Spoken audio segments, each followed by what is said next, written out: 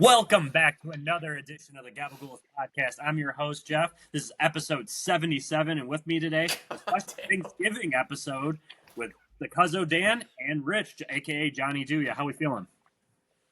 Feeling great. Man. Feeling lovely. You know what? We're feeling thankful today, right? Thankful for the whole week, right? Oh, of course. Yeah. I mean, I've only got 1 day off of work this week, but still thankful for that day. We're getting paid for it. So UPS, get with the times. Maybe give me an extra day off next year. That'd be great. 2-3 days? Like, come on now. Give me something here. I mean, we could let the boxes sit in the warehouse for an extra day. You think I care? No, but people that get the deliveries probably do. You get your dumb slippers on Wednesday. I don't care. Jesus. It's literally probably slippers, too. Or your phone charger. Phone charger, dildos, whatever. You just get off the chain with it. It's probably Amazon's the worst one. You're probably just sitting there packing it and being like, yep, I know what this is. Amazon sucks too because they actually deliver on Sundays. Them and FedEx, I believe. So, don't envy that. No, absolutely not. But obviously, we have to jump in. We got the NFL. We got some fantasy. We got to talk some Gridiron Fantasy League here. Obviously, not been a good year for all three of us here. I know Rich has got a little bit more go, I guess we could say, for the playoffs potentially, just because he's scoring a fuck ton of points. I don't know. Rich, you want to take it away? Well, I mean, I did have a juggernaut team at the beginning of the year, and then Malik Neighbors decided to get hurt. James Connors decided to get hurt. Basically, everybody on my goddamn team decided to get hurt, which I've never faced. Truthfully, I've never faced yet in fantasy. I've never had one of those years where I'm just dissipated completely. And it hurts because what it does is that once that happens, is like I have to do one of two things. I have to submit to it and just accept it is what it is, or I have to really get down to the nitty gritty and start making trades that I don't really want to be making, but just to survive and be competitive and not call it, a complete wash of a year. And that's what I ended up doing. However, I still don't feel good about trading Brock Bowers and Bijan Robinson.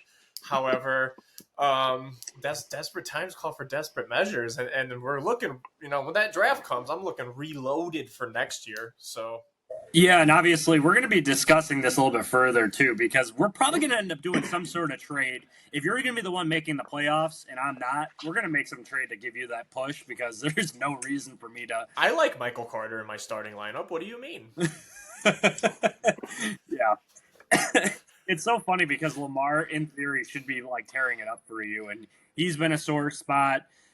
Obviously with Evans getting hurt too, that doesn't help. I mean, he won't be back probably till the actual playoffs, but it's just one of those things. Yeah, like you mentioned, injuries are crazy especially it's crippling, and that's kind of why it's nice to have multiple leagues too, because then it's like, okay, I got this league I'm screwed on because all my players got hurt. Well, at least I have 6 other ones that I'm sitting here like, okay, I'm sitting here.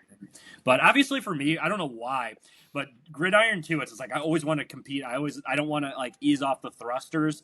I don't know why. It's just that one because I'm in a lot of these leagues. I'm in with the same guys, but that one's probably because there's too many jabronis that you don't want to hear them talk. Yeah, not that they do. Not that they do, unless they win, which is never happening. So, Yeah, you're right. That's just me. My bad. Yeah, it's just you. All right. Well, then let's talk to Dan too, because Dan. Him and I made a trade. Jaden Daniels, couple firsts, and Tet McMillan for Jamar Chase, Joe Burrow. He gets Joe Burrow back this week. I like this. Dan pulled up the upset last week as well. You pulled the upset over Dave, which is a big one. Your team just went off. Bryce Young, huge, 50-point week. Yeah, finally showing you something, which is nice too. Obviously, I just have this all off the rip too of just like what you have on your team. Bucky Irving potentially back this week too, and Henderson starting to show life. How are we feeling about that? Bucky's hurt me since he's been out this year, and then obviously Jonathan Brooks with him getting injured last year. I knew I was getting nothing from him this year, but you know what? I knew coming into this year that this team wasn't bound probably for the playoffs, right? I knew this was going to be another rebuilding year, as we like to say. But I like some of the young pieces I've got around me. I think the defense is not terrible, right? So I'm really just trying to upload the offense as much as I can, and probably need another quarterback. I like Bryce Young, but I really don't, to be honest with you. Cam Ward's coming off of maybe his best game as a pro. Was not a bad game, and I mean, again, with what he's got to work with over there, it's very little. So I liked that from this past week. I need like a big time receiver. I got Chase. I got Chase in the deal. I get it, but I need somebody else. I can't just be running one guy out there. I love McBride. I've had offers for him. Everybody wants him. Sorry, Dave, and everybody else who's been asking for the last 2 years. I'm not moving him. Well, what, you don't want to move him for a third and a dry hand job? This isn't even Rich asking the offers. I know how people trade in that league too, and it's so funny because I'll get criticisms too because like everyone will be like, "Oh, I can't trade." I've traded with just about everybody in the league except for Evan, and that's not by like anything against it too. Him and I actually had discussions. We both just don't want to budge on our players that we want to move. So I'm like, him and I've literally traded with every single person in the league. So like, when people say they can't trade with people in the league, I'm like, okay, well, do you text them? You just send them a dry trade saying a third for fucking McBride? Probably not going to accept it. So there's got to be some banter back and forth. That's just the art of the deal, as they call it. But I'll pass it over to Rich because I know he's chomping at the bit. Here's the problem, and I say this every goddamn year, Jeff, and you know what I'm going to say, is that everybody feels they have to win the trade. And that's just not how this works. But that's how most of these cats in both of our leagues go down, is like, if I don't win outright, I'm not trading. And that's just not how like trading really works, right? Like, it's just not how it works. But that's what holds most of us up. That's why me and you can trade, because I'm not trying to sit there and think about it from a winning standpoint or a losing standpoint. It's like, if I need a particular player and I want the player, so that's why we always trade so much. Is because of that fact. But just talking about Dan's team, because I think what you did finally, after years of just piss poor, trotting the goddamn JV team out there, you finally made the big splash, Burrow and Chase, and then that is going to be the trade that, like, now we build around them. Now we have Chase, all these other McBride. Now Travion Henderson. I swear to God, I knew this was going to happen when Tremondre came back, that they were going to take away his touches. And eventually, once fucking Vrabel figures out that Trey is a superstar and he needs 25 touches a game, then now you have that to rely on, and then your team is finally back after, just years in the gutter. Let me say it again, years in the gutter. Wasted talent like Loveland sitting on the bench. Let's just reel this one back. I've been in this league 2 years, right? Took over this team 2 years ago. Years. It was shit. It was worse than what it is now, which is scary. But we're getting there. We're getting there. Everyone in Gridiron, Michael Pittman for a first. Let's go. I'll take Michael Pittman, but I don't have a first to give. For a first?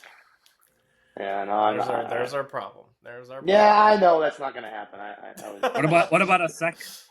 Second's fair. Second's totally well, here's the deal. I'll throw someone else in the deal with Pittman to get the first. I just don't have a first. I'm trying to get a deal done. Like Colston Loveland?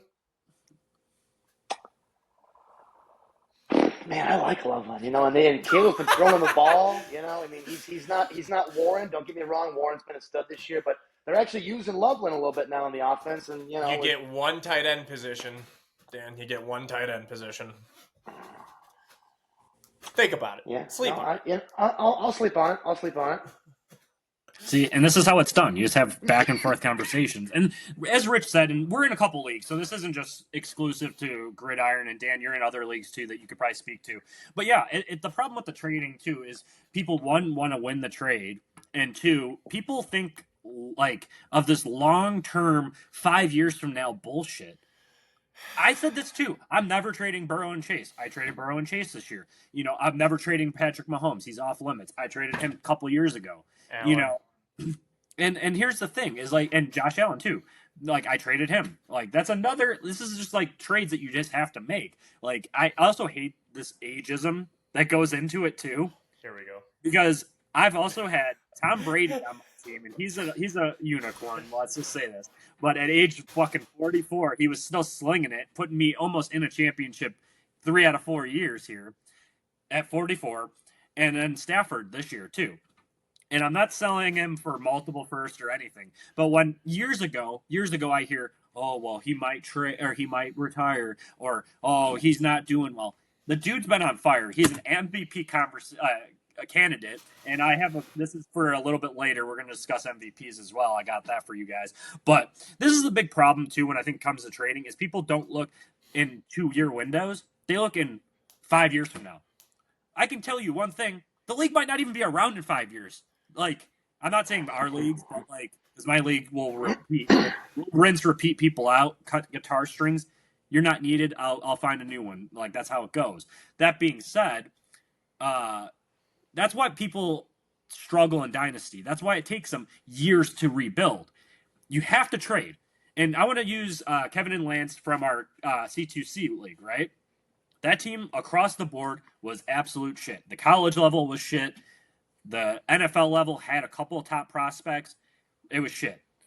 What they did, they traded all of their major talent except for CeeDee Lamb on the NFL squad and built up their college roster. Guess what? They're in the championship against me. Nice little plug there. That's the biggest part of it is you have to pick a lane and you have to be able to be flexible to trade and make these big moves, or as I call them, big boy trades, to set yourself up for either the future or this year to win. Well said. Yeah, I mean that's the tough part though. Is like you want to set yourself up for the future, but like at what point do you have to like sell out to win now? And also, to build on what you just said, when do you sell out to build now? What, people don't like winning money?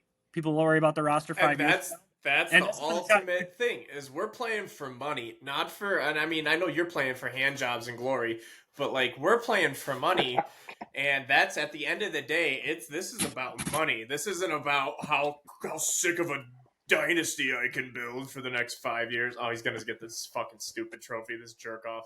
Oh Jesus, here we go. Christ. You know, it's funny, Jeff. I thought the trophy would have been bigger. I mean, it was bought 11 years ago. Damn. Anyway, no, and that's just like the big picture with it too. Is just you have to play for a championship, and if you look at your team, if you're a bottom 3 team, if you're not in a top 3, you're not going to win. And some rarities in some of these leagues, like our C2C league, the NFL side is so competitive. There's like multiple teams that are like almost at 500 fighting for 5 spots. There's like 2 teams that are like, okay, they're pretty solid, but and that's the problem too. I think a lot of teams don't like bottoming out. In the end of the day, most of these leagues are $100. I think 2 years you could donate to the league and create this dynasty team where you're ending up in the championship 3 out of 4 years. So, yeah. Look what I did. I had all those draft picks last year. I feel like I hit on a couple of guys. Richie over here has got a bunch of picks. You do that 1 or 2 drafts.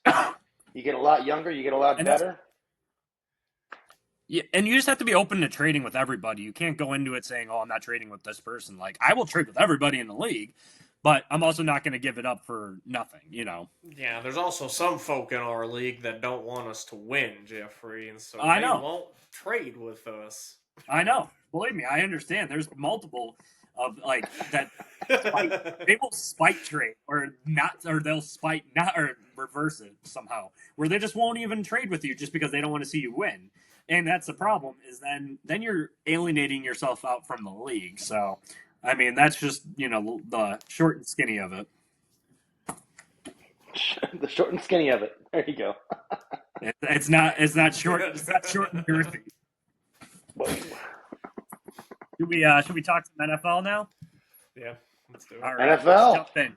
All right, Dan, you got fastest 2 minutes, or do you want me to run it? Fastest. Do you have it, or did you do it this week? If you have it, I got it. No, I got it. I got it. We are ready, my friend. What do we do every week, gentlemen? What do we do? We start off on Thursday. We start off on the Thursday night game.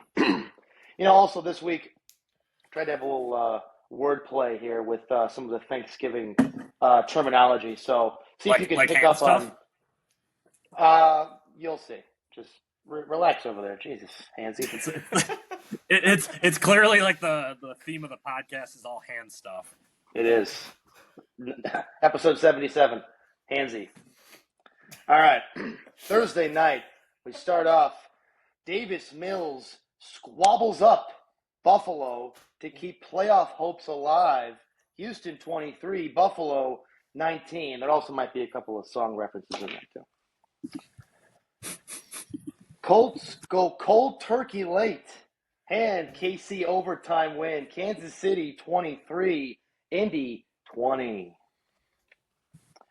Good game for Ward, but even he couldn't stop Seahawks gravy train. Seattle 30, Tennessee 24. Packers, this is a good one actually. Packers spatchcock McCarthy. I was going to make that a little more explicit, but we'll leave it there. Green Bay 23, Minnesota 6. Ravens feast in third quarter for an easy as pie dub.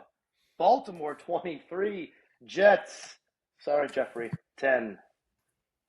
It's okay. Big game Jameis ate too fast and got stuffed. Detroit 34, G-Men 27. This is a good one here, too. Cardiac Caleb comes back with a turducken. That's 3 touchdowns. 3 birds. Bears 31, Pittsburgh 28. First 10-win team isn't sharing any of the leftovers. New England 26, Bengals 20.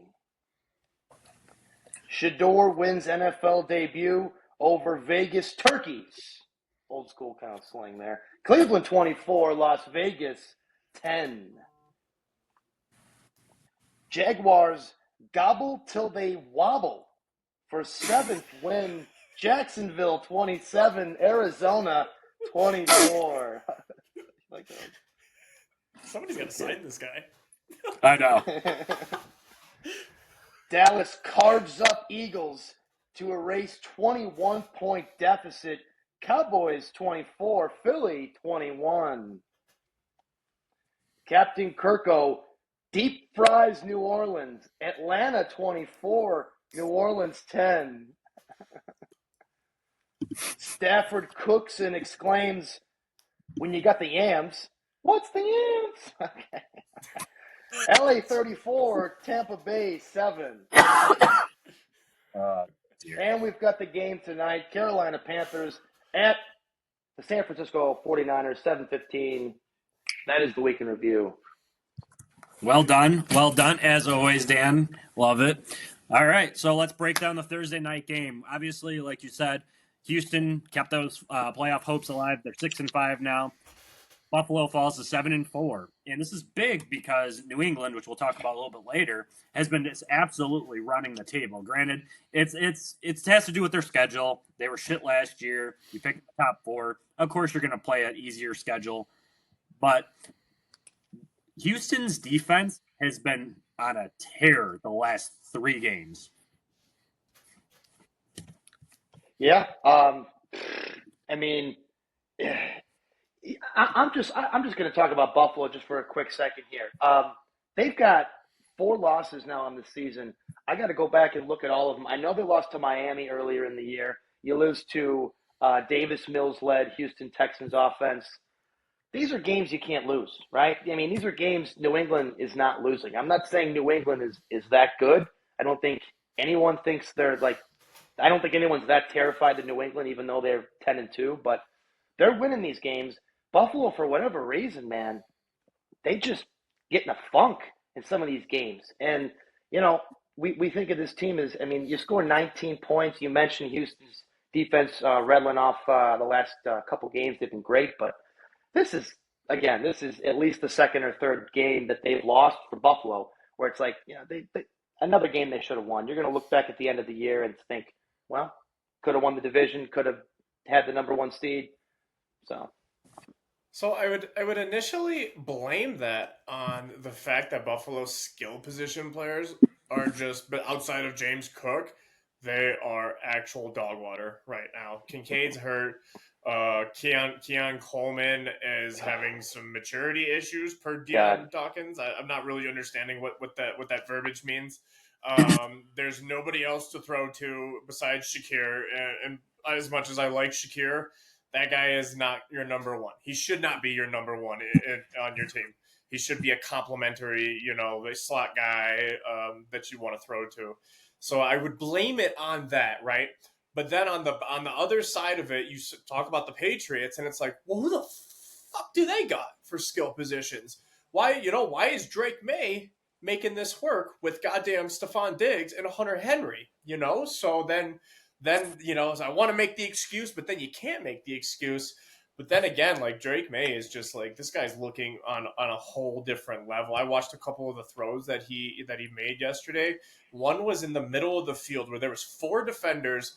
The guy wasn't even in his spot yet, and he just threw it and then the guy got to the ball. And I was just like, holy shit. Talk about anticipation that like quarterbacks just like you gotta know, you gotta feel really good about throwing that ball. Like Caleb would never throw that ball. You know what I mean? Yeah. Caleb would never throw that type of pass. I I wish was I could gonna pull it up for us to see it, but like because like that he's just playing with a whole different level of I believe Pat McAfee loves to say moxie.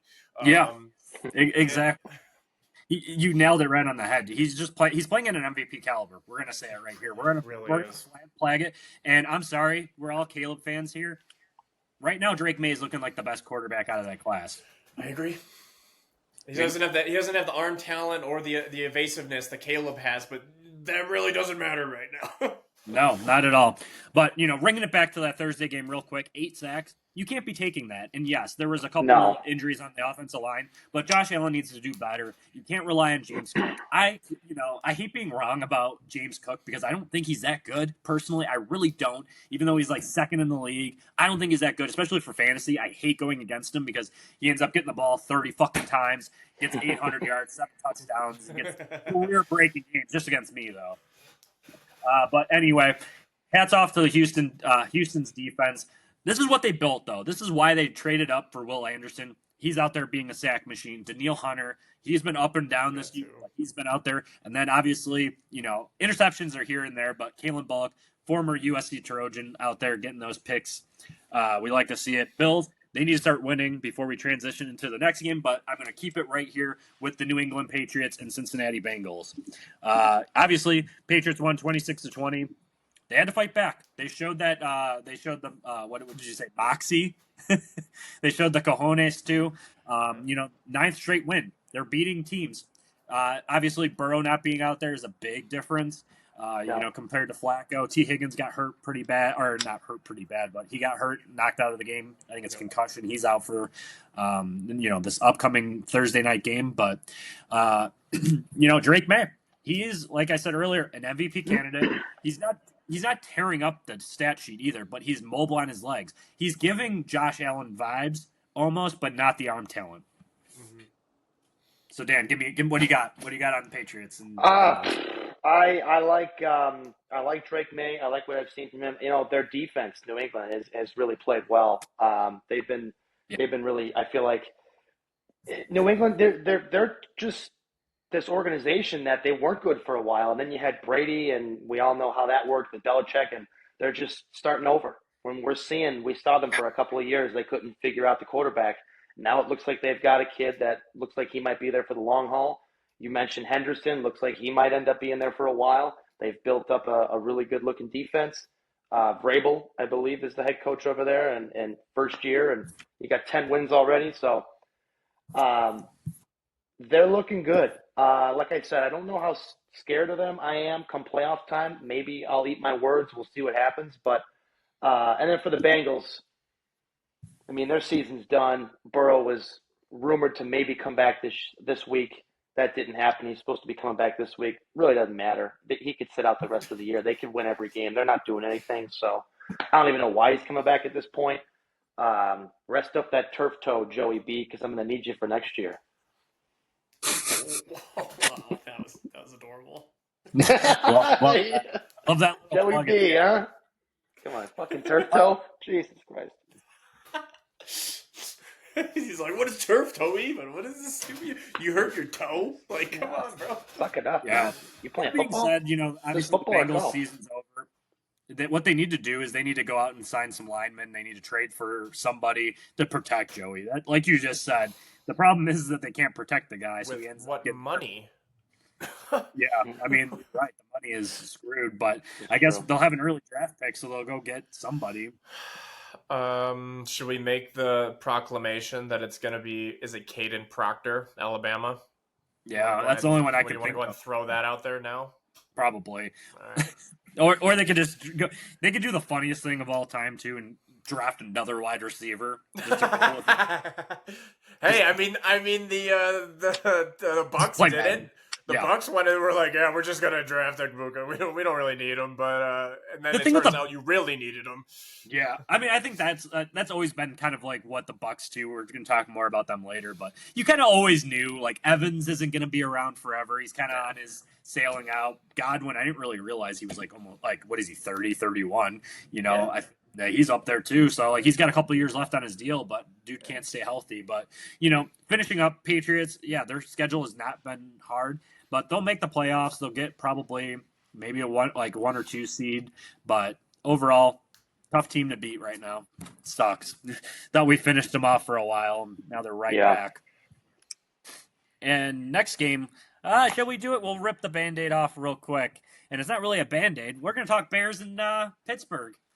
So, obviously, Bears hold on to win 31-28 against the Steelers. And, in the past, when you think of the Bears and Steelers, you think of a really good defensive battle.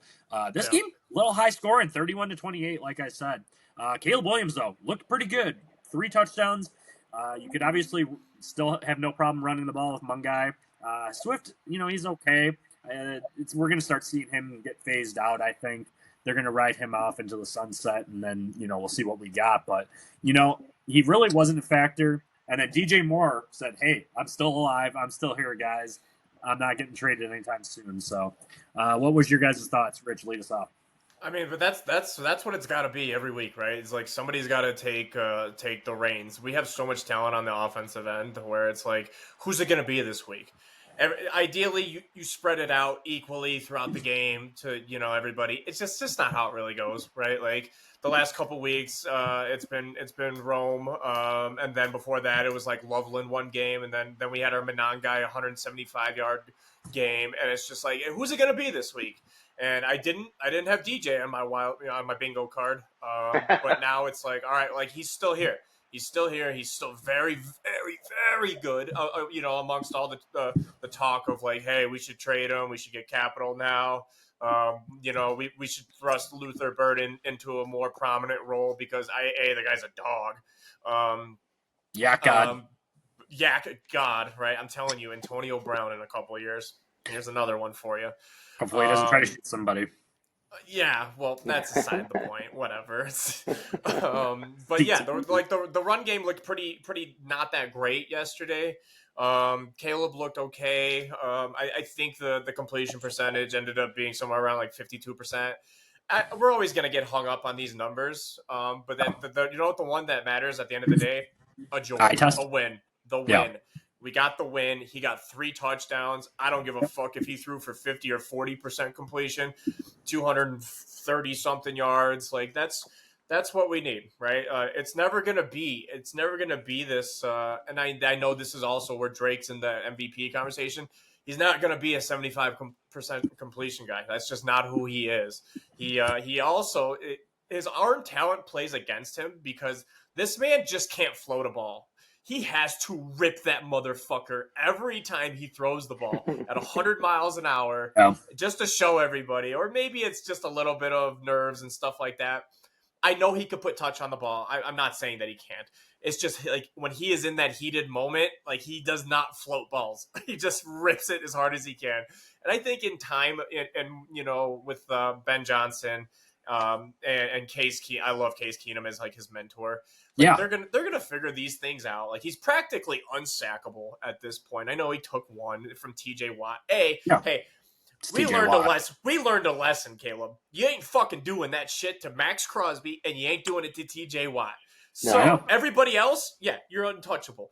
But so I think he learned a valuable lesson with that. I think the offense was in a good spot. I'm always happy when like even if the defense shits the bed and gives up a touchdown, because now it just gives the offense another opportunity to go out there and score. And as Bears fans that Dan and I are, we haven't seen that our entire fucking lives. All right, you had seen Jay Cutler. The best thing we saw was Jay Cutler throw the ball 70 yards downfield off his back foot and just throw a pick. Right, like that was exciting in its own way. Don't get me wrong. But like this is good offense, and it's only gonna get better each and every week. So like I'm literally fine with the defense just fucking shit in the bed, which they did. They looked terrible. No linebackers, corners non-existent besides Nashawn Wright, who apparently this guy's going crazy right now. He's about to get a bag probably at the end of the year. So I think overall like. We're winning games barely, and I know that's everybody's complaint. It's like, oh, you're not dominating the game. You win it in the last couple minutes. Who gives a fuck, man? A win is a win. A win is a win in this league. And I love, here's also another narrative that social media won't give up. It's that, oh, they don't play anybody. They don't play anybody with a winning record. Okay, bitches. Before the regular season started, before the season started, who had one of the toughest schedules in the whole fucking NFL? The Bears. I think it was like number 4 or something like that. We had the 4th like strength of schedule, number 4. There's a lot to be said from that. And just because those teams aren't winning this year, now we're gonna all of a sudden flip the narrative and say, oh, they don't beat winning teams, blah blah blah blah blah, all this other shit. It's just like it always has to fit somebody's agenda.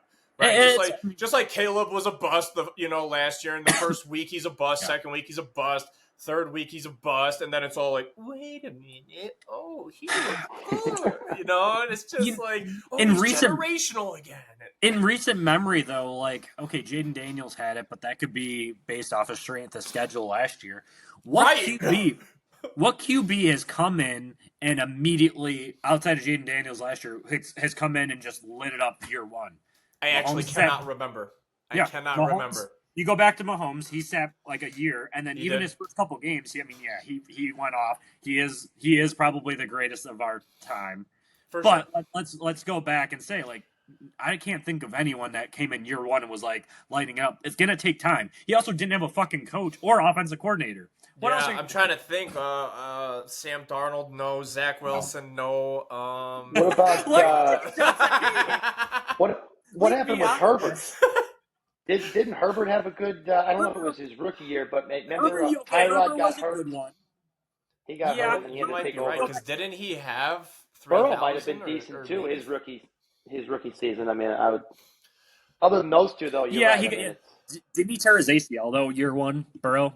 Yeah. I mean, that has nothing to do with statistics, but I'm pulling up Justin Herbert's numbers real quick. I feel like it was substantial. Was it 4,000?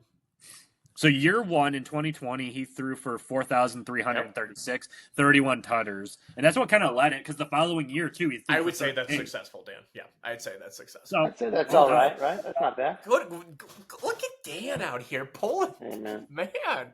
What can I tell you? We still got a few screws up there, a couple of marbles. The hamster's still running around a little bit. But how about this? How about this for a Bears fan? Waking up Monday morning, 12 weeks in, to a 17-week season, 8-3. Rich, I love what you said about it. You don't know who it's going to be every week, right? It's going to be more one week. It's going to be Loveland the next, right? Caleb's doing more than enough to put us in position to score and win these games. Defense is doing enough. We're rattling off a lot of wins. That tough part of the schedule comes into play these last 5 weeks. We got multiple games against the Packers. We've got Philly coming up on Friday at 2 p.m. I don't know who. Can we just sidebar? Friday games? They just started doing this, but like, what are we doing playing Friday? Friday football. I don't get it. At 2 p.m. At 2 p.m. Why 2 p.m. who the fuck is watching that besides the fans of the teams? You know what I mean? I mean, Jeff's going to be there, of course, but, that's just not good timing. But here's the thing, too, about that game. Okay. What do we got? Is that the Eagles just came off a massive meltdown. Yeah. You might be getting them at a good time. I was saying, like I said to Dan the last couple of weeks, obviously you needed to win a couple of ones going into it. You needed to win this week against the Steelers because the schedule's not going to get any easier. You obviously lost that one to Baltimore. Baltimore's kind of been hit and miss recently. But when you go into it and you look and you see, okay, Philly's on the schedule, and then I think you got Green Bay following that, and then you got Detroit again at some point, and then you have I think Detroit's a little bit later, but then you have like an off week, and then you got Green Bay again. That's a must-win for the division, is those Packer games. And please, Caleb, do not run into Parsons. Just for the don't love do it. of God. Just don't do That's it, bro. Future forecasting. Please don't. You will get hurt. Yeah, don't do that. Also, too, I want to give Ben Johnson some flowers here. I mean, I don't know if everyone was sold on him coming over. Obviously, he was a high pick for to come over and run a team. First couple of weeks, we were kind of easing in. We're doing our thing. This last month or so, really almost 2 months-ish, I mean, the offense has looked great. We're scoring a lot of points. I think Rich or Jeff, what you guys mentioned, were like, I think top 4 or 5 offenses in the league this year. We're scoring a bunch of points. So that's great to see. And if my memory serves me correct, I believe Jordan Love might have just gotten injured, which really makes these Green Bay games we're going to have. I think it's a shoulder. So we gotta see what's up with that. But if he's not playing, I don't want to get Bears fans' hopes up too much. But you got potentially 2 games with no Jordan Love, who he's not even really playing that well this year. I don't think the Detroit game. We'll see what happens. We lost by 20 or 30 early in the year. I think that'll be a different game. But you still have Detroit's high flying offense. Jahmyr Gibbs putting up 300 fucking yards. I think we have San Fran, I believe, at the very end of the season, and we might have Cleveland on there. So if we've got Cleveland, sorry, Shador, but I'm going to hope that the Bears can win that game. We'll talk about them a little bit later. They look different. They do look different. Oh, Jesus. But all I'm saying is, you got Philly. You got Philly. Yeah. A couple of tough games coming up. Yeah. Got Philly, Green Bay, Cleveland, Green Bay, San Francisco, close out with Detroit for possibly the division. So tough sledding. Obviously, we got to talk about the Steelers for a hot minute. So it's a shame that we didn't get to see the Bears take out Rodgers one last time. Maybe, Still felt good. Yeah, I don't know. Still felt good to win that. It's a must win. Steelers, on the other hand, falling apart. All of a sudden, they're not leading the division anymore, and they could fall out of the playoffs. But a team that is, as you mentioned, kind of falling off with the Packers just based off the injury. The Minnesota Vikings, obviously losing 23-6. DJ McCarthy, I was wrong on him. Handoff merchant. Yeah. He was a product of the design of the Blake Corum, the Donovan Edwards in Michigan. Hand up, I was wrong on him. Eating the crow here. He looks horrible. You have Jetta, you have Addison, and you can't even get Addison one fucking point. And bagel, yep. He got a goose egg yesterday, and he's throwing interceptions. He can't hold on to the football. I think Minnesota does have a problem on their hands because Kevin O'Connell is one of the best coaches in the league. He turned Sam Darnold's career around, and I think J.J. McCarthy is a lost cause. And I can't say it's premature to say it. His timing just looks terrible. Yeah. I mean, he's missing wide open guys. Don't get me wrong. We've seen that as a Bears. Our quarterback likes to miss wide open guys every now and then. I'll admit it, he does. But McCarthy this is not okay. I actually didn't see this coming by at all. I thought he was a good player. I don't know if he was worth that high of a draft pick. No, that was always the skepticism too going into it was he didn't prove anything to do that. He made one good throw in maybe the national title or the semifinal against the Natty. Whatever it was against that pretty much put him over the top. I mean, he was missing throws at the combine. So, yeah. That being said, real quick, he lost me half a point this week in my one league that I drafted him in. So, JJ, thank you for that. I mean, I could have put a monkey in a helmet, and he could have done better than that. So, right. Yeah, I mean, it takes a lot of skill to not be able to throw to Jettas too. Yeah, how do you overthrow a guy like that? Jesus Christ. But on the opposite side, obviously no Josh Jacobs, but Emmanuel Wilson took over 28 for 107 and 2. we don't know what the health status is of Jordan Love. That's kind of big going forward. I think he's okay. I know it's a shoulder thing. I think he's okay. And I know he got banged up last Jacobs year. has a knee, and I think he's going to be coming back. So they're going to have their guys. Yeah. We're going to play a game. We're going to play a real game, right?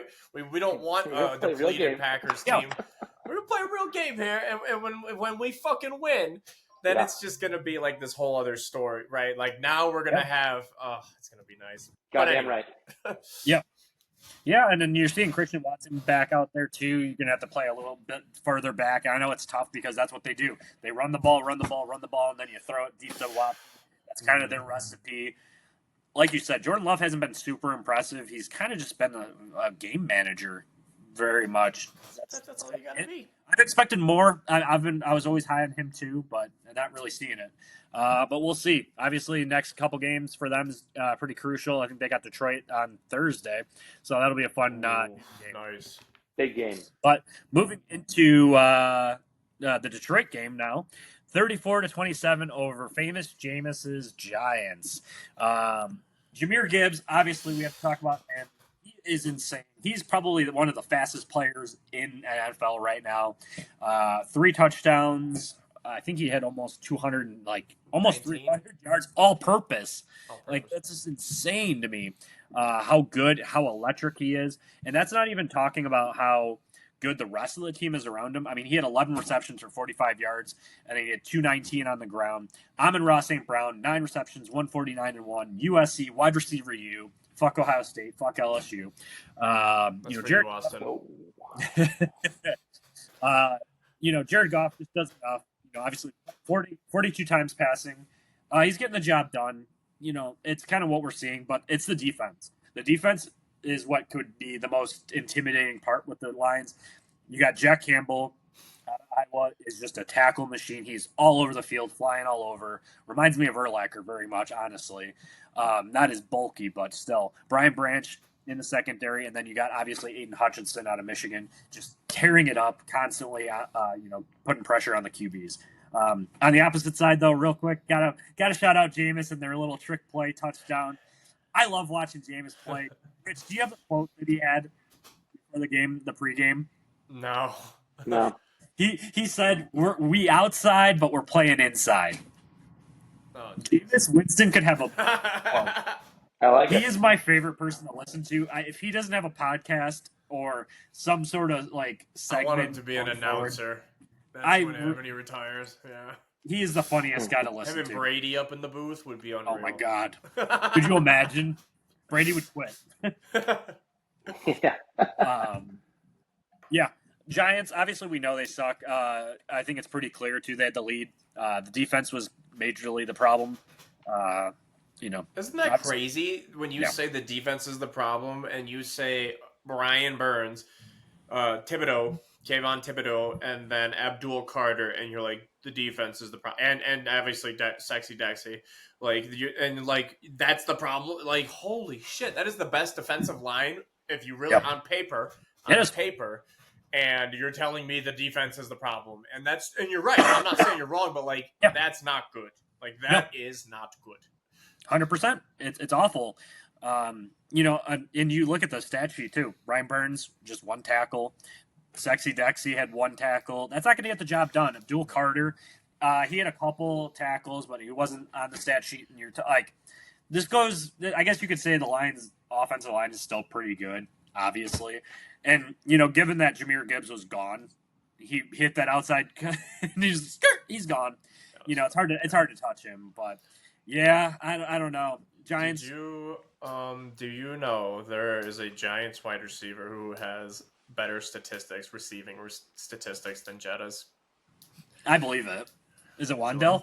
It is Wandell.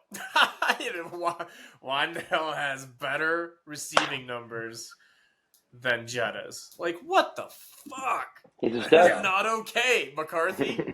Yeah. And I'll circle back to McCarthy just being an ass. Speaking of ass, let's talk about the Ravens and Jets here. 23-10. Jets had this is the first time this year since week 1 maybe, or week 2, that they've actually had a lead going into the second half. Still blew it. against a Ravens team that I don't think is very good. They're not. Lamar looks like shit. Their defense is meh. Let's say something positive about the Jets. Brees Hall still looks good. I know he had that fumble on the goal line. Sucks, but we're not trying to win games. I just want to see some growth.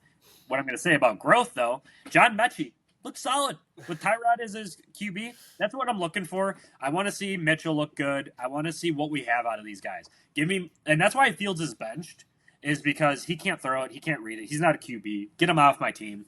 Was never excited about it. Say it every week. 6 out of 10 going into. You're saying this after not even a full season. I mean, this is funny. I hate it. I didn't like the signing. It was like, okay, cool. There's not much more to see. Yeah, I mean, I've been through this. Oh, Yonder Alonso and John Jay are related to Manny Machado. We're getting him. It's the same fucking thing. They signed, what was his name? Not Connor McGovern, but the center from Ohio State, too. We bought him in with Justin Fields. They had Jeremy Ruckert. They had Garrett Wilson. Everything was in front of Fields. Fields wasn't a good quarterback. But that being said, circling all the way back, the reason that I'm happy to see Mechie doing something, obviously, is that could be a reliable slot wide receiver, hopefully, to complement Garrett Wilson. And after I pass it over to you guys, we'll talk a little bit about my future draft pick here. So I'll pass it over to you guys. I mean, there's not much to say. The Jets suck. They've always sucked. They can't draft. They have all these nice draft picks. Well, they're gonna fucking ruin them. Doesn't matter. Just trade them. You want a bright side? Would you like a bright side that I actually believe in? I think Mason Taylor is a nice tight end. And Garrett Wilson's a good wide receiver. That's you did your good deed for the day. That was something. Yeah, that was something nice of you to say. So that was good. Their offensive line hasn't really been a problem. Their 2 tackles, the 2 that they drafted in the first round the last 2 years, have been really solid. Like if you look at the metrics, they've been really good. So there aren't many franchises that you could say the past 20, 30, 40 years have been much worse than the Bears, right? We've had to endure quite a lot of shit. I think the Jets are right up there. I mean, they might have been even worse. So they're worse. And honestly, you got to own that because it's tough. It's actually tough to do that. So you got to own it. They're skilled. They're a very skilled franchise and blowing it. It is pretty funny when you look back at that draft. It's funny you look back at that draft, too, with Garrett Wilson, Sauce Gardner, Brees Hall, all those guys that they got who were really solid building blocks, and they couldn't do anything with them. But, I mean, I said it before. They should have kept Rodgers one more year, kept Adams. Adams looks good. See what you would have had, but it is what it is. But, my future draft, you have 3 first-round picks in 26. If they get the first overall pick, I would like to see them trade back. I don't want them taking a QB1 overall. I want to see them trade back, continue to build. They have so many other holes. I mean, go sign a rental. If you're not drafting a QB this year, go get a rental QB for 1 year until you can get in 27 class where you have your guy saying out of Ohio State. You have everybody. All of them. Everybody else. Literally everybody. Everyone else. I mean, you could take a flyer on Kyle Aller this year. He's not going in the top 10. He's not going in the first 2 rounds probably as a QB. See what you got in him in a later. Who? From Penn State. Drew Aller, Kyle Aller, whatever. I was thinking of Kyle Allen. God. Either way. That's kind of the look. But I'd like to see them take a QB, or not QB, wide receiver, maybe Mekhi Lemon, Carnell Tate. Give someone else outside with Garrett Wilson to kind of give us that. It could even be Tyson. I actually don't think Tyson's a top 10 anymore. I think he's good. I don't think he's top 10. He's first round. Don't get me wrong. But you have your option from those 3 wide receivers. And you have 3 first-round picks. It's going to happen. And worst comes to worst, you trade up. You use one of those and you trade up and you get Tate and you grab, if they do go QB, I'd like to see it be Mendoza. He's shown everything so far. We'll see what he does in the playoff, though. That's what's shown everything except playing a good team. But yeah. I mean, they beat Oregon. Oregon's a good team. That was when they were healthy too. Yeah, I'm not a believer in Mendoza. I feel like this is one of those we're hyping a guy who is. It could it could be a very ugly class for QB next year too for what we're looking at. So we'll see. Like I said, a lot of time to kill with it for the draft. Like you guys said, they suck. Ravens, on the other hand, aren't really good. They're gonna make the playoffs because by default somebody has to make the playoffs in the AFC. We'll see. So rip the Band-Aid off with that one. Moving into Seahawks and Tennessee, this one could be really quick, just given the fact that Sam Darnold looks solid again. Yeah. 244 and 2. Titans look bad. Cam Ward, I know it's the biggest meatball. Others look bad. I mean, it's true. They had nothing going for him. The wide receiver, what's his? I don't want to say DK. He looked good. It was nice to see him show some, show something for that offense. He looks good every game, actually. Him and Io Manor look those are good, good. They hit on those picks. Now they just need to keep developing and get, Cam some, it seems like some offensive line help from what I'm watching. But he had, as Dan said earlier, he had a career game yesterday and that looked pretty good. So, yeah, absolutely. Going forward, we'll see. And then Seahawks, they're a dominant team. Obviously, they got kind of boat raced against the Rams. Even though Darnold threw 4 interceptions that game, they were very much 5 yards away from winning that game or tying that game with that field goal at the end. Seattle would be a very tough place to play in the playoffs. I'm going to say that right now. Yeah. SoFi doesn't scare me. If I'm any other team, LA doesn't show out. If you ever watch a 49ers-Rams game, it's 90% 49er fans. Seattle would be my pick out of the NFC. JSN, best wide receiver in the league this year. Yeah, hands down. He's been elite. 167 in the air. Anything to note, Dan? Well, I got one question for you guys since we're talking about a little bit about the NFC West. Who are you taking? Are we taking the Rams?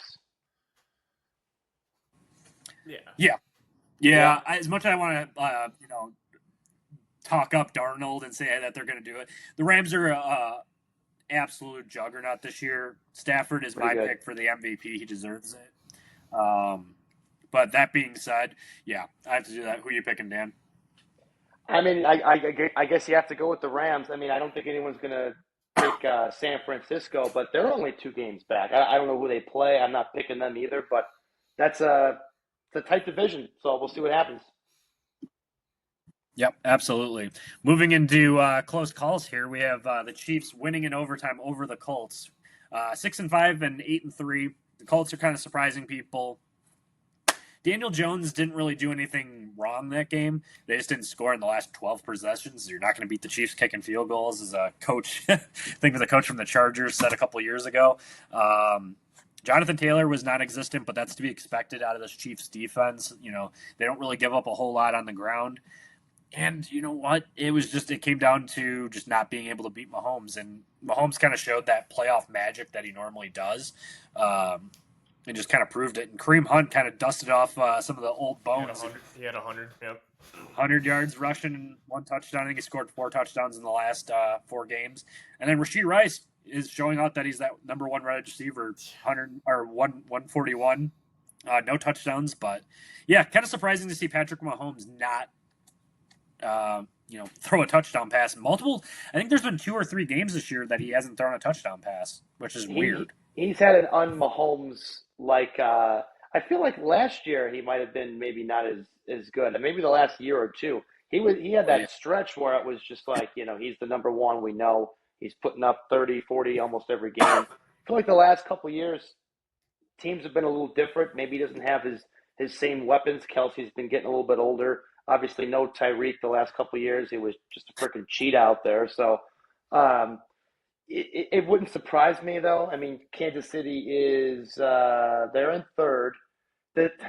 Look at Denver, man. Not to jump around, but who the hell had Denver 9-2 at 12 weeks into the season? I mean, Kansas City, they've lost some games they probably shouldn't have lost, or they haven't been losing for a while. But I'm not too worried about the Chiefs. I still have that feeling that they're probably going to be there in the end. So that was a big thing too that people are saying is, where would you rather play? Would you rather play against New England or Kansas City? And I would still say I'm playing against New England because you don't want to face Mahomes in the playoffs. Yeah. It is what it is. I will kind of question your point in saying that Mahomes doesn't have the weapons. Maybe the last couple of years, but like this year, Xavier Worthy's been pretty solid. Rashee Rice is elite. But I mean, I think what the big difference with Mahomes over the last few years that we're seeing is he doesn't have that deep threat ball before where you just threw it up, fuck it, Tyreek's down there somewhere. That's what he would do. And I think that's why we're not seeing, and I think it's mainly for fantasy that we're not seeing it too. There's also, he hasn't, and maybe this is what Dan's trying to get at, is like he has not had the consistency at running back at all between Clyde Edwards-Helaire being a bust That's and then true. Pacheco having a good Super Bowl year, and then he's kind of washed out recently, and then now they're relying again on Kareem Hunt. It's just like, well, if you don't have that consistency at that position, then throwing the ball becomes incredibly hard. Right? Yeah, absolutely. Now you're a one-trick pony. Your tight end, who is a Hall of Famer for sure, now literally is old, man. Those are some old hips. He's got no speed. Those cuts look so fucking telegraphed that a 22-year-old is going to see which way you're breaking, brother. So I think those are some of the issues that so those are some of the issues that I think they're encountering. Yeah. No, and it makes sense, obviously. So I guess we'll see what happens going forward. Chiefs has to basically win out to be safe and make it into the playoffs, but that would be something to see the Chiefs not make it for sure. But moving into a team that is just – this is an awful matchup. Browns 24, Raiders 10. Shadur is like the first Browns QB to win his NFL debut in and I don't remember how many Browns QBs it was, but – it was a significant amount. I thought you were going to say ever. It might be ever. I don't even know. It was a definitely deep number, but Shadur, I think he had one touchdown pass to Simpson that kind of ran out. That was kind of interesting. But more importantly, Myles Garrett is putting together an MVP type defense this season. 3 sacks again. The dude is just on a tear. He's a bad man. He's a bad man. He's at the very 10 sacks. 10 sacks. The Browns had 10 sacks yesterday, which is just insane. That's unbelievable. That's not even their record. Their record's like 11 sacks. I was watching that game pretty closely yesterday, and I was just like, oh my god, like holy shit. Judkins looks good too. Flipping back to the offensive side of the ball. He's not putting up 100-yard games, but 2 touchdowns. They're running the Wildcat with him on the goal line, giving him a lot of opportunities. He's a stud. I believe Shadur, from what I saw earlier about an hour ago, 2 hours ago, he has earned himself a second start this upcoming week. You'd hope so. Well, they remember yesterday Stefanski was all like, we're not going to get into that. And it was just like, all right, well, 24 hours later, you've already, we've agreed. The decision's been made. Yep. Yeah. Yep. Moving into another game quickly, Jacksonville winning 27-24. A team that's kind of being real sneaky out of the AFC, winning some big games. Obviously, Trevor Lawrence can't get out of his own ways. 3 interceptions, but 3 touchdowns when they need it. And then Little, obviously, just can kick the shit out of a field goal, 52-yard winner in overtime. Arizona's a bad team. It was Jacoby Brissett. No Marvin Harrison. Right side on that is Trey McBride. Yeah, I don't know what to think of Jacksonville. This is your I think they're 7-4 now. Second place in the South. They're only 1 game behind Indy. So I mean, they've won enough. They've probably, I think they've lost a game or two where it's like, oh, because they started the year really good, and you're like, okay, well, Jacksonville might have something here. But you said it too with Lawrence.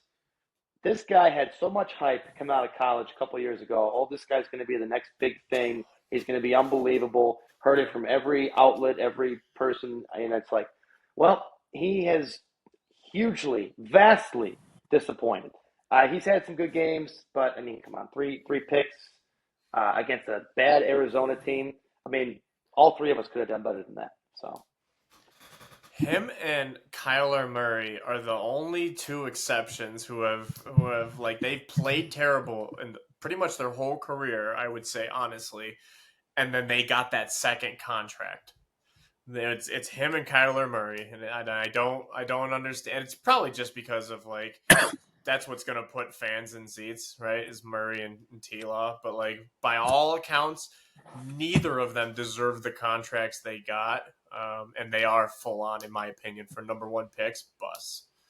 Like Kyler Murray's sitting at home playing Call of Duty right now. Like that's literally what he's doing. Yeah, he's not interested in playing football.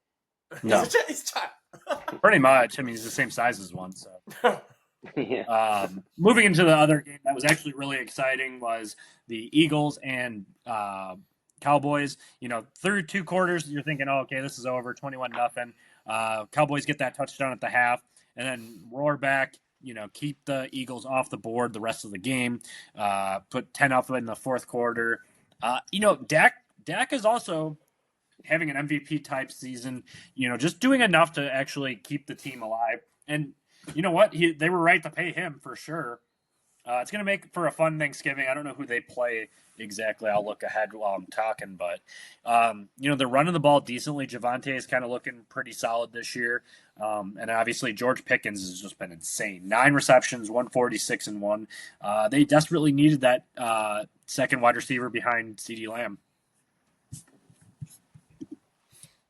And then you're talking too with the Eagles, you flip it over, and it's always the Jalen Hurts show. How many touchdowns is he going to have with the stupid tush push? A.J. Brown finally came alive too, 8 for 110. But their defense has just been so hit or miss. It's either they're really, really good or stuff like that happens like yesterday where they blow a 21-point lead. And that also goes on the offense. You can't win unless you can't score. Something like that. Now I'm looking at some of these other teams here in the NFC. Dallas, they've got that stupid tie that you know they had earlier in the year with Green Bay. So Dallas is sitting at 5-5-1. What do we think realistically with Dallas? Are we getting excited about them for the rest of the season? They've got a hell of an offense. They're scoring a lot of points. You said Dak is slinging it like an MVP type of season. Do we have any faith Dallas can rattle off a bunch of games here and make the playoffs or no? So they're kind of in a do or die, similarly to the team that they're playing on Thanksgiving is Kansas City. It's going to be a fun matchup, and really it's going to have the playoff implications on the line because Detroit, San Francisco, Green Bay, Chicago, there's a log jam of wild card teams already. Seattle being in that too. I don't know if I mentioned them. They're going to have a tough slot ahead to try to make the playoffs. Can they do it? Absolutely. It starts with Kansas City. You beat Kansas City at home. I think you can absolutely do it, but then you got Detroit. That's a tough matchup. You got Minnesota. You got the Chargers. Close out with the Commanders and then Giants. So it is winnable games.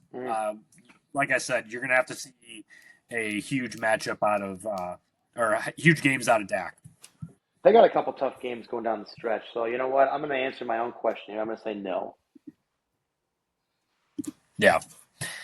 Eagles, on the other hand, they need to figure out what the hell is going on with that offense. The fact that Saquon Barkley had 10 for 22, unacceptable. Not it, yeah.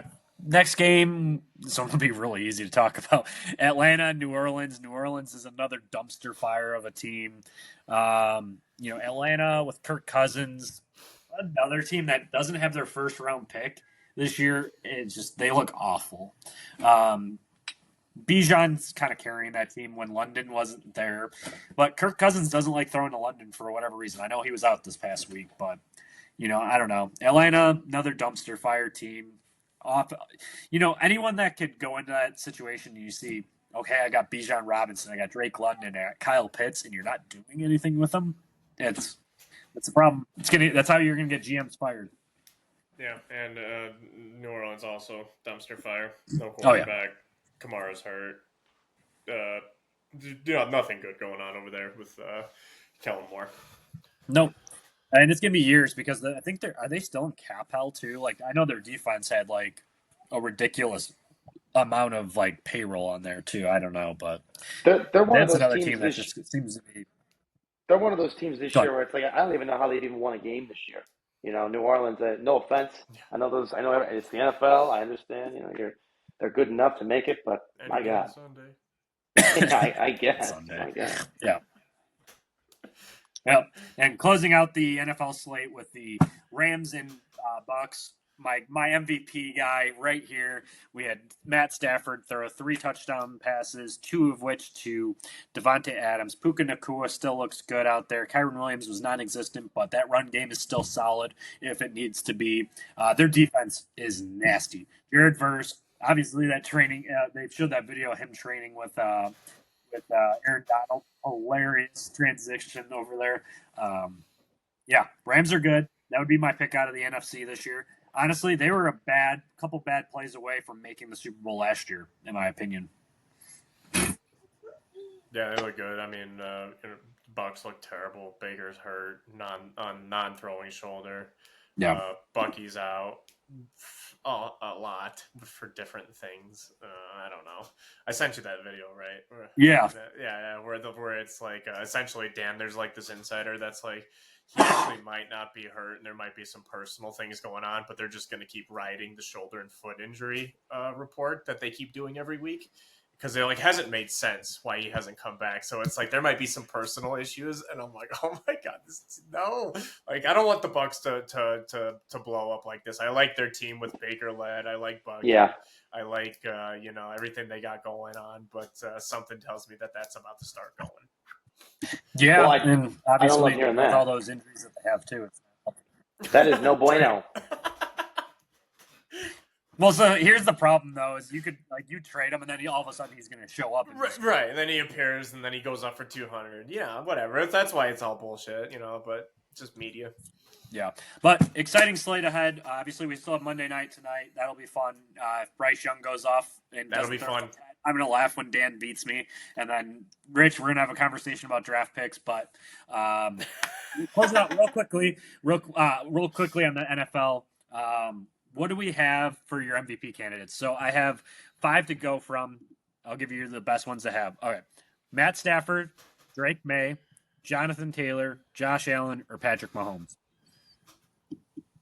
You want me to go? Yeah, go ahead. Go ahead. I think in my heart, it's looking like old man Stafford, but I would like it to be Drake May or Jonathan Taylor. I would, but I think the MVP is based on numbers. Right now, undeniable, it's that guy with a bunch of back injuries, and Matt Stafford because he's killing it, man. I mean, there's no other way to put it. Yeah, I think Stafford's probably leading it, but I'd have to see Taylor's numbers. I know Taylor's had maybe 1 or 2 weeks where he's been held in check, but every other week he's rushing for 2 or 3 tutties, 150, 200 yards, it seems like. So if he finishes the season strong, that's going to be a hell of a race, or at least it could be. Yeah, absolutely. Yeah, for Jonathan Taylor, he's already eclipsed 1,100 yards, 15 touchdowns. He's a front runner. But here's the problem: if you didn't give it to Saquon last year, a running back will never win. Yeah, that's the problem with this. Henry had 1967, and he wasn't even in a conversation. So like they just don't give it to running backs, right? So I mean, no, it's sad. It's sad because Barkley should have won it last year, but We'll see what happens, but yeah, like I said, Thursday, I love it. Obviously it's Thanksgiving, so you always have football. You got the Lions in Green Bay. That'll be fun at noon. It's following up the midday, little in-between nap situation. You got Kansas City and Cowboys. Then you close it out with the return of Joe Burrow and the Ravens, so that'll be fun. But my favorite part of it is, since we have Rich on here, we could do a fun little Mount Rushmore of Thanksgiving foods and traditions. So since you're the guest on today, Rich, I'll let you lead off. You'll get the 1-1 pick here. All right. This might be my only one that I have though, but this should be a no-brainer. This should be 1-1. There's really no argument, and I'm ready to argue with you. 1-1 in terms of food. We'll leave alone tradition. It is a tradition. Green bean casserole. Rich, you took my Dan likes casserole. That's awesome. Oh man. Yeah, see, it's a polarizing side dish. You either love it or you fucking hate it, and most people fucking hate it. And I don't know why. Eat a fucking vegetable, right? That was my one. I love them. I I do love a green bean casserole. That's not my number one, but I'll tell you what mine is after we let Dan go too. What do you got? What's your All right, overall? so you You since can't you pick stole bean casserole, yeah since you obviously. stole that from me, you know what? This isn't usually a number one, but I'm gonna go with the sweet potatoes. Uh, Aunt Deb, I'll tell Ooh, you, you do a hell of a sweet potato kind of casserole kind of thing you got going on there, and I can't wait for Thursday. I'm coming, absolutely. full belly. I'm going with the Shout out stuffing. Mama Straws. Yep. Nice. Shouting out Mama Straws again for Thanksgiving. The stuffing. She does two different types of stuffing, one traditional, and then she also does a White Castle burger stuffing, which is delicious. It's good. It's good. And then on my turn back, obviously you have to do football. You know, we talk about football all day long. Football, it's my 1-2 or my 2-2 or whatever we want to say 2-1 here. You can't beat it. Football on all day. I love the fact that we get an extra game. I do like the Black Friday. I know we're not talking Black Friday, but little Black Friday game in there mixed in with a little bit of the Maui tournament for college basketball. It's fun. Well, also too, like you're watching football, you may go outside, throw the rock around, right? That too. Like, Oh, yeah. that's part of the deal. I like the rock. Absolutely. You know what I like? I like the nap. Give me the nap, all right? Fill up the plate. Jeff knows where I'm going with this. Fill up a grandpa style size plate. You fill this plate up so high, you fill it up to here. You can't see the person from across from you, right? You eat that, you chow down, you go to the couch, take a nap, then you're back for round two. Yeah, absolutely. Go ahead, Rich, for 2. I mean, if we're talking foods, and I know it's gonna hurt some people, I'm not a turkey person. Fair. I like ham on Thanksgiving. I dig the ham. That's fair. I know a lot of people who do ham.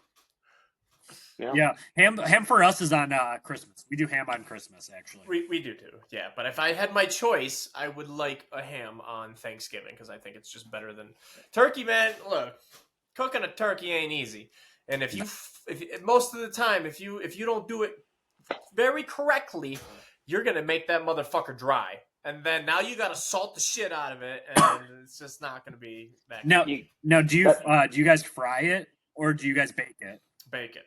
Okay, yeah, we bake ours too. See, that's why you got to Too many spatchcock fires that. fried. You got to spatchcock that fucker, right? You know, you press it Wait, down. what's that word, sir? I'll say it again. You naughty little sucker, you. It's a spatchcock. Spatchcocking, right? You got to spatch the cock. I've never heard of this, by the way. I've never heard that word in my life. I've never heard of this, Dan. I'm not fucking with you. My friends, Google spatchcock after this. All right, this isn't an urban. I don't even know how to spell the first part of it. Well, sound it out. I can spell the second part. I got that. I'm afraid if I go with spatchcock. Yeah, I know. You got the second Google part. it. I mean, what? Spatch, SPATCH, cock. Beautiful. You know what you're doing. Yep. See, It's a technique. It's a technique. All right, Rich. Give me your third. A third. Mount Rushmore. Gotta go 4. Oh my god, I don't know if I have. Skip me for now. Hold on. What do you got? All right, me? Dan, you go real quick. I guess we'll go out of order. I'm gonna go ahead and I'm gonna do like a combo sort of thing, right? So we've got the King's Hawaiian rolls that we've got usually. I don't always do this the day of, usually the day after. Take a little turkey, take a little sweet potato, little cranberry, little green bean casserole, little mashed potato on there too, double potato if I want, if I'm feeling frisky. Love it. Yeah, you stole mine on that one. Damn it. But for mine, or Rich, you got one or no? Yeah, I mean, I don't indulge often in the sweets, but a tradition that has been of my family is a good French silk pie. French silk, interesting. I like the French silk. I fuck with that pretty hard. Hell yeah. Gotta love it. All right, so I'm for not mine, a big pumpkin guy, so the French silk's right up my alley. See? Yeah. Oh, yeah. Well, my spatchcock next gets one, me. Spatchcock threw me off too. Okay. But pumpkin pie is mine. I love a good pumpkin pie. I gotta wonder, Dan, why don't you like pumpkin pie? I think Rich is still on the spatchcock. I don't think he's left that. Yeah. I'm not really a pumpkin guy. You know, the pumpkin latte, the pumpkin pie. Give me a cherry or an apple pie or French silk. I like that too. Give me something like that. But I'm still gonna have some pumpkin There you pie. go. Don't get me wrong. It's there. I'm gonna eat it. I was gonna say I'm making it homemade again this year. So trust me, I'm gonna eat it. Don't get me wrong. Maybe you're gonna turn me into a pumpkin pie guy. I mean, don't know. Maybe. But obviously pie, gotta have a good pie, so I'm going pumpkin on that. My last one, a turducken. Nothing brings me more joy than when you see John Madden on TV, the recap from fucking 2002, whatever, where he's literally slicing the turducken with his hand, his mammoth fingers going through the turducken, and he just talks about it throughout like the whole broadcast. He used to talk about the turducken, and it's a tradition that I just love listening to. It puts me to sleep at night. A tradition that I hold near and dear to my heart, really on any holiday, and sometimes on Tuesdays and Sundays and Fridays, getting drunk, right? Like we get drunk on Thanksgiving, you know? It's fucked up. Yeah. Last year we finished 7 bottles of Prosecco. Oh. Yes, and we've got a couple. We got a couple bottles we're bringing this year, so we can add at least a couple more to that list. I will. I don't know if I have another tradition for you. I got one more for you. You know what I'm gonna do here? I'm gonna go with the mac and cheese. Aunt Deb broke out the mac and cheese. I think it was last year. Yep. And you know what? I gotta say, it's an overlooked component because it's like, oh, it's mac and cheese. It's not just a regular mac and cheese. This is a homemade Aunt Deb mac and cheese. When I tell you, I'm going for at least 2 scoops to start. I'm going at least 2. It might be a 3-scoop night tomorrow. It's like a 5 cheese one too. It's insane. Oh my God. 5 times as good. All right. Honorable mention time. I'm going with mine. Mashed potatoes. How did we not pick mashed potatoes on this list? It is the Steph Curry of the Thanksgiving foods. Yeah. Doesn't do much for me. Yeah, not a mashed potato guy. And then Dan did steal mine with the little Hawaiian roll sandwich. I like a nice leftover sandwich. Kind of to copy Friends with the moist maker in the middle. You soak the one piece of bread in the gravy and you get your turkey and everything. It's delicious. Any other honorable mentions, Dan? You know what? We've mentioned pretty much everything. I'm just going to go ahead and say this. This might be the controversial take of the whole pod. I'm a cranberry guy on my turkey. All right. A lot of people like gravy. I like cranberry. I'm a cranberry guy. I don't know why. I like that little tang with the turkey, little turkey tang. Something about it. I like it.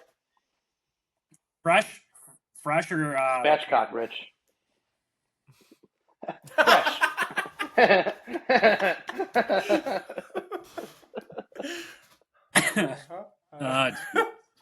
Fresh. Oh shit! This is a good one. We gotta do this every week. Spatchcock. All right, gentlemen. I appreciate you guys hopping on. As always, you'll find us again next week for 78. Close it out there.